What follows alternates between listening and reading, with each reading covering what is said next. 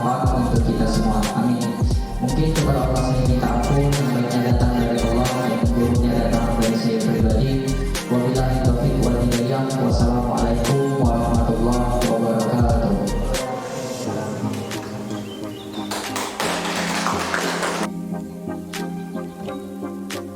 Untuk masuk ke organisasi ini, untuk bisa eksis dan untuk bisa berlatih, ya, karena kampus ini sebenarnya adalah miniaturnya masyarakat, contohnya miniaturnya masyarakat. Nanti kalau akan terjun di masyarakat, dan kalau kalian ingin sukses di masyarakat, mulailah melatih apa yang ingin kalian lakukan di masyarakat nanti sekarang di kampus. Yang ingin jadi pengusaha sekarang lah, anggaplah masyarakat dan juga teman-teman ini adalah calon-calon konsumen kalian nanti, ya. Yang mau jadi pendakwah, teman-teman kelas inilah majemuk, ya. Kemudian kalau kalian mau jadi guru, teman-teman kelas ini anggaplah murid-muridnya. Kemudian kalau kalian menjadi MC nanti, Deskai mau jadi MC berketugas. Ya promonya kata pada teman-teman kalian inilah, ya, sesuai dengan tema kita ini, membangun integritas dan juga kepercayaan diri itu dimulai dari langkah yang kecil-kecil terlebih dahulu. Ya, sampai sekarang saya itu menjadi pembawa acara pernikahan itu. Kalau yang pertama saya itu adalah keluarga saya, kemudian teman-teman kelas saya, kemudian teman-teman kelas organisasi saya, ya. Jadi jangan anggap sekali teman-teman yang berada di depan, di kiri, kanan sekarang ya kalian berada, ya. Bisa jadi itu nanti akan menjadi teman kalian berkolaborasi di dunia masyarakat nanti ataupun di bidang usaha kalian. Baik, tema kita menarik hari ini teman-teman, ya. Karena MC kita berdiri, moderator kita tidak berdiri, nanti juga sambutan tidak berdiri, jadi bapak juga duduk, ya.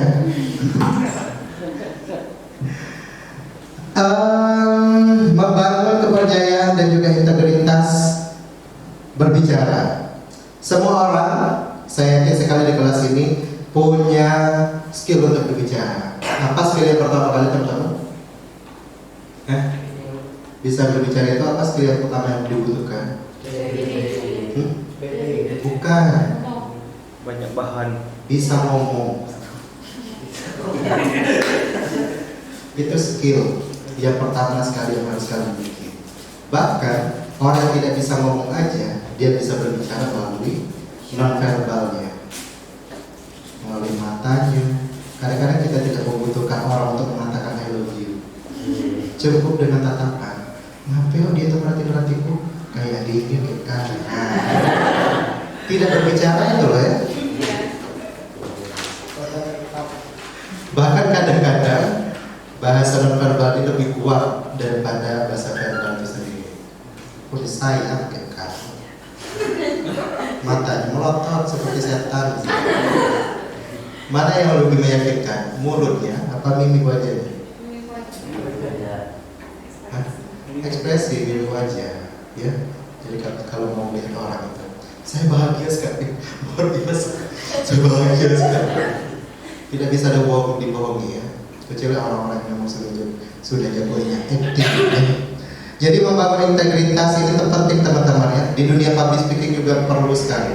Banyak kita menyaksikan orang-orang yang dulunya ada seorang pembicara besar, seorang dai sejuta umat segala macam, ya. Tapi ketika dia membicarakan sesuatu, kemudian dia berbeda apa yang diomongkannya dengan apa yang terjadi di kehidupannya, maka integritasnya menjadi turun. Integritas itu kan apa yang kita omongkan, itulah yang kenyataannya terjadi pada kehidupan kita, ya. Mempertahankan integritas itu penting sekali kawan-kawan, ya. Ada A'agim dulu, ya, kita gibah dikit, ya.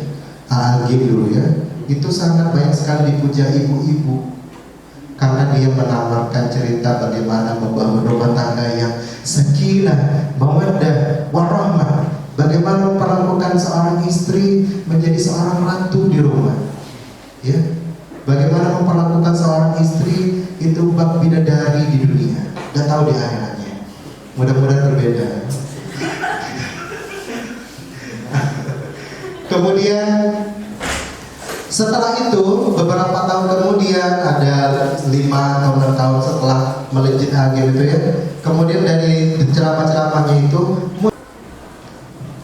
hei, karena jadi motivator, dengar dulu nanti itu, dengar dulu Felix Sial, dengar dulu siapa motivator yang lain kan.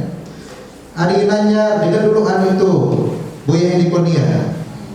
Hei, karena jadi penyiar radio, dengarkan dulu radio. Hei, jadi presenter, dengarkan dulu bagaimana orang menjadi presenter. Ya, saya juga kan seorang penyiar radio kan ya. Ketika orang datang kami penerimaan penyiar radio dulu, yang pertama kali saya tanyakan tentunya adalah kamu pernah tidak mendengarkan radio? Jangan jujur gantang. Kamu ingin melamar di sini? Iya. Melamar jadi apa? Penyiar radio. Sering pernah mendengarkan radio? Nggak punya radio bukan? Sudah diskualifikasi. Ya, karena kita nerima yang sudah jadi. Nerima yang sudah jadi itu apa? Paling tidak dia pernah mendengarkan radio. Jadi dia tahu bagaimana siaran radio. Dia dengar kita semua. Ya, cemana lah. Nah seperti itu. Jadilah pendengar yang baik terlebih dahulu. Saya juga seorang Najwa Shihab. Saya sendiri. Kemudian kita menemukan yang namanya dicibir orang ketika kita berbicara. Ya, itu adalah jatah gagal. Yang jatah gagalnya itu bisa kita kondisikan, bisa kita atur. Ya, sejatinya bisa kita atur kawan-kawan. Kalaupun kita ingin terjun memang di dunia public speaking gitu, ingin menjadi pembicara yang baik tadi. Ya, mengaturnya seperti apa? Mengaturnya itu adalah kita sudah tahu bahwa grogi, nervous, kemudian tidak fokus, belepotan ngomong itu akan terjadi ketika pertama kali kita ngomong di depan orang. Maka bagaimana cara mengantisipasinya? Caranya adalah ambil momen panggung pertama kita ngomong di depan orang itu secepat mungkin. Ya, jadi kita akan segera melalui masa-masa grogi, nervous, belibetan ngomong tadi secepatnya. Ya, misalnya nih kita punya kelas KPI yang seperti ini, ada audiensnya. Kemudian setiap mata kuliah kita punya tugas untuk presentasi makalah. Nah, itu segi sosialnya. Kalau sosialnya dilihat dari pendidikannya, ekonominya. Kita ngomong dengan ibu-ibu misalnya di kampung Dalil misalnya, atau kampung yang kelas kampungnya ini lah ya. Kampung Aldi, kampung yang ada di situ dulu kan. Ngomong dengan ibu-ibu misalnya rata-rata namanya SD misalnya, tapi kita bawanya bukan bahasa ibu. Nanti kalau Aldi misalnya ceramah di kampung Aldi, jangan pakai bahasa yang terlalu tinggi. Kita harus mengorganisir segala sesuatu untuk mengantisipasi segala bentuk informasi atau bahasa victimisasi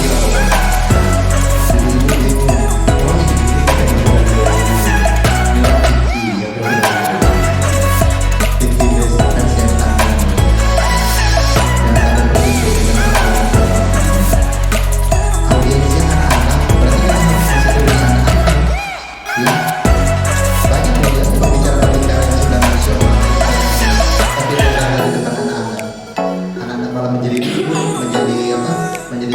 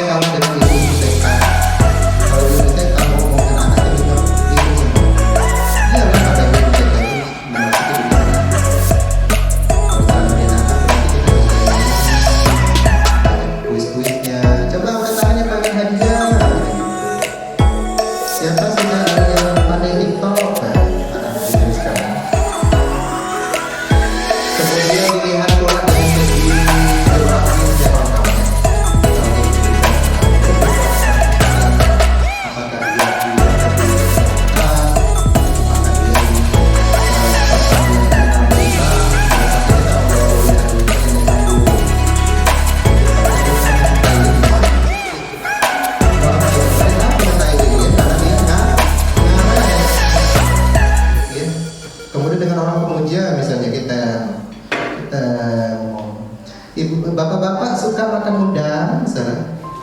Suka dengan makan udang, bapak-bapak kurang ajar gitu. Karena kalau di Kemujan itu udang itu adalah kelaminnya perempuan. Iya. Saya benar-benar di Kemujan. Hebat saya ngapain benar-benar ketawa. Tanyalah pokoknya saking geografis di daerah itu. Oh ini tidak boleh disebut. Oh ini artinya ini beda loh katanya. Akhirnya ngomong apa yang jorok tapi di lain misalnya biasa aja. Nanti kalau ketemu ke bapak-bapak suka makan udang.